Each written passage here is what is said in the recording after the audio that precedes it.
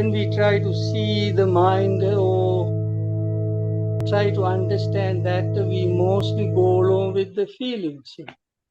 There is a difference in the Buddhism, the feeling and the mind, you see.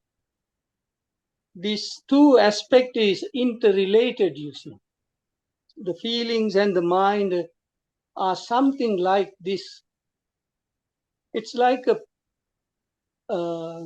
picture which comes into existence depending on the paint. But the paint is not the picture. And picture is different from the paint, but they interrelated, you see.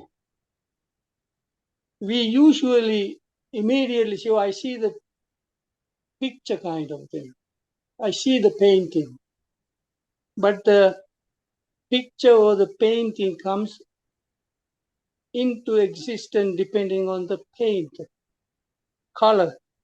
So this is the way this feeling and the mind has to be seen, you see.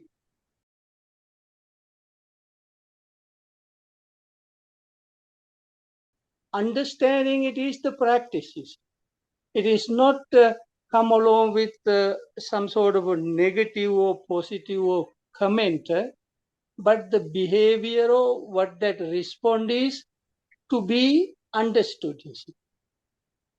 This understanding is what leads us to understand our inner world or understand ourselves. You know. This understanding is what in the Buddhism gives rise to the wisdom, you see. When the Socrates says, know thyself, you know.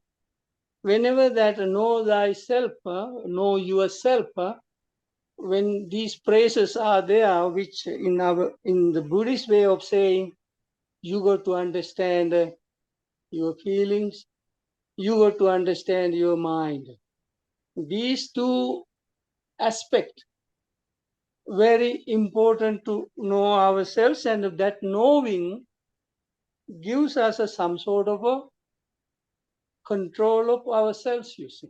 Otherwise, these things going to be in charge, and then we are controlled. You know. Then it is like instead of the dog wagging the tail begin to wag the dog, you see.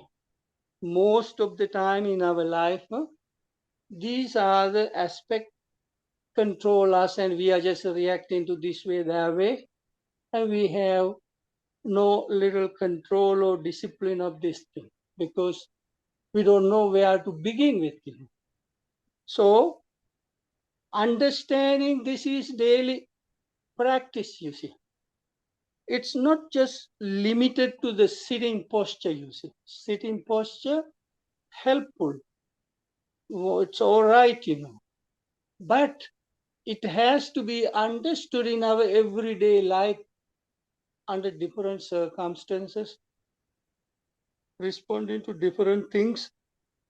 This is where it is, you know, it has, if we get some understanding about what way to be and what way to see, and it is always, you know, whether you, whatever, wherever you are, we all going to get a lot of opportunity to see how my mind responding to these things. You know.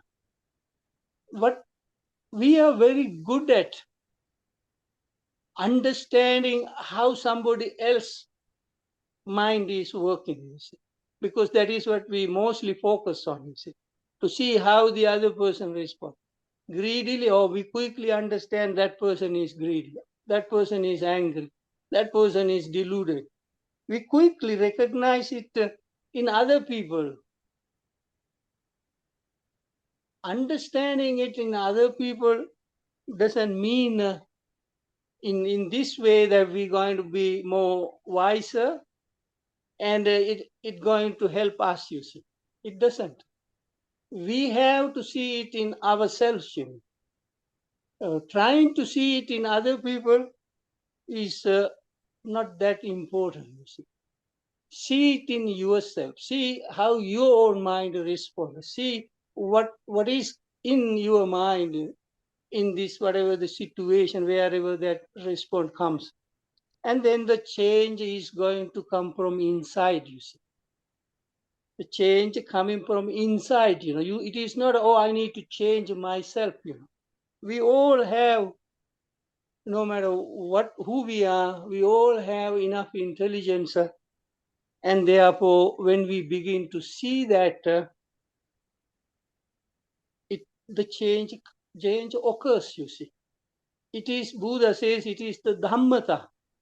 Dhammata esa bhikkhu. This is the nature is like that. This is how these things are. It is not, oh, I need to change myself. I got to determine. I shouldn't be greedy. I shouldn't be angry. That argument in the Buddhist practice doesn't go along with. You just zoom in, keep seeing it, catch yourself under different circumstances, and then the change comes. Change in the Buddhism always come from inside. Reading books and studying the discourses help little bit, but the real change is when you begin to see it. That the joke, that in the temple fundraising, this practitioner comes and get 2 hot dogs and give $5, and then it's going to be $4.50. And then after taking the 2 hot dogs and he's waiting, and then the vendor asks, what are you waiting for? Then he says, my change. Then he says, the change come from inside. So it's always not expecting it from outside. The change in the Buddhism is coming from inside, you see. And you have to see it. It's not somebody else going to change your change. You got to see. You have to know it, that the way I respond, the way I take care of my daily activities is much different than the way it used to be, you see. And that seeing gives you the encouragement to go on. If we fail to see that and identify it, mostly when the attachment comes, we are blinded. We just go along with it, and we don't even see it is as an attachment. It's a pleasant. It has attachment, has a pleasantness. That is why we keep going after it. And then that we fail to identify in its true light. We just go along with it. The delusion here basically means not really identifying it, not really seeing it. But there are sometimes some sense is there that we see the consequence of it. That also in us, you see. That is why the possibility is there for us to get out of it, and to have a control over it. Otherwise, we will be doomed and we cannot get out of it. There is maybe not all the time, but even after you got angry, you come to your senses, that's too much, I shouldn't have done that. And therefore, that kind of a selfishness related mind when it comes, we got to recognize it. And we can't let that mind develop, because that kind of or everything about me, mine kind of a selfishness when developed, the harm comes from inside, you see. The disturbance coming from inside, It's not the others are causing us problems, you see. These things lead to all kind of disturbances, and the more it increases, the less happy and content we are. So that this is the secret, This is the thing we have to understand. I take care of my side. Buddha says in one place, the Dhamma, we learn, we practice not to criticize others or to win debate, you see. We study the Dhamma, we practice the Dharma in order to improve ourselves and stop this kind of endless criticism and endless kind of a egoistic way of proving that I am the kind of a enlightened person kind of a thing, winning the debate kind of a thing. That approach does not lead to this kind of a dharma understanding and doesn't produce the real good result. Distracted mind means basically worrying about, getting frustrated about the things that is not here, you see. There are moments, we all just worry about all kind of things too much,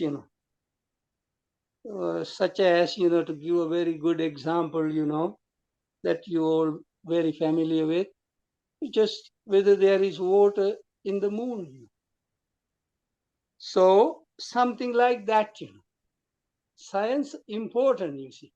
But our mind, most of the time, even though we are busy, we don't have much time, we've got important things to do.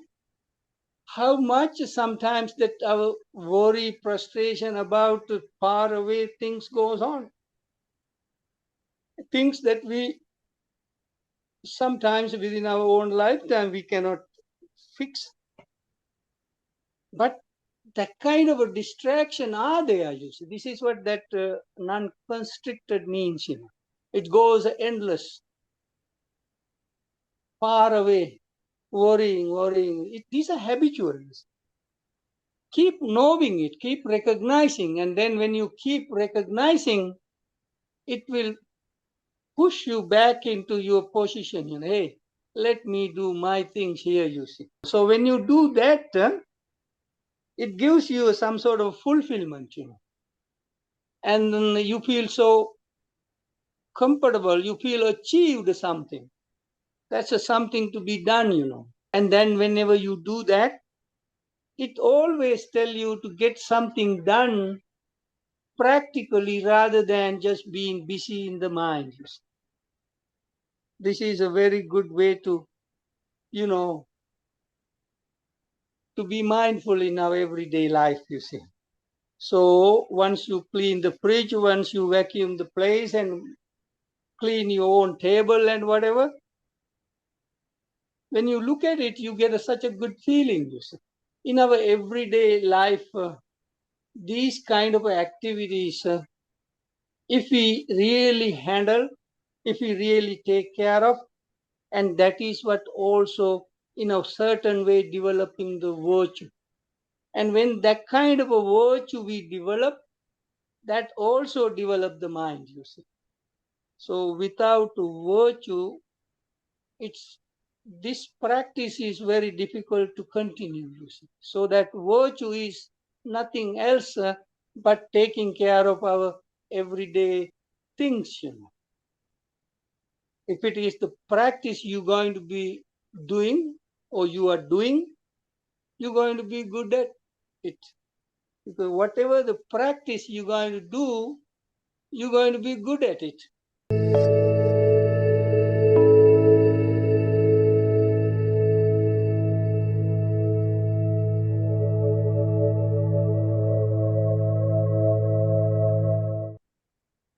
This is the way, like a wheel, this mindset, these steps keep rolling in us, you see. It keep rolling in it, like a wheel. This is the turning of the wheel, This wheel is going on. Then there are sometimes a highly developed mind, that is the word. That means we really feel compassionate. we really cares about somebody.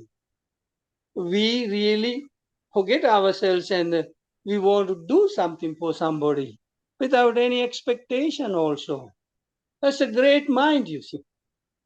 No matter what kind of a crazy mind a person has, in that system, in that mind, there is even this kind of a caring mind, you see.